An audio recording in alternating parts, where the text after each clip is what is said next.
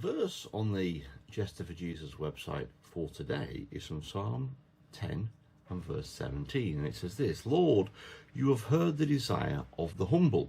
Now, another translation of that is this: Lord, hear the desire of the afflicted.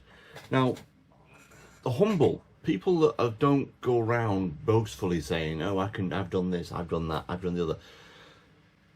Very reminiscent this is of that parable that Jesus told about the Pharisee and the tax collector in the temple bringing their petition to God, where the Pharisee rambles on in big long words and says, I'm not like this sinner tax collector next to me.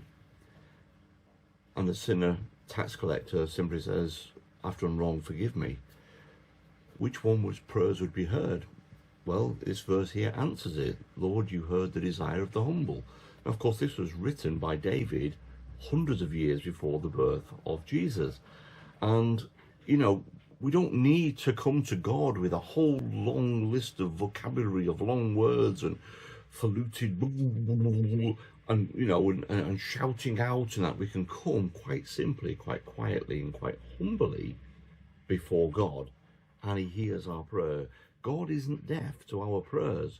That is what Elijah said to the prophets of Baal on Mount Carmel, that we can read about in 1 Kings. You know, he said, oh, you might be asleep, or you might be, you know, might not be able to hear you. Shout a bit louder. And the prophets of Baal shouted louder and things. It doesn't matter with God. We can come to him with a small voice. We can come to him, speaking to him in our heads, with our hearts, quietly, and he will listen to us.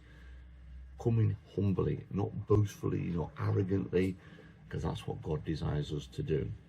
So, there's a thought for you this day, and have a good day today.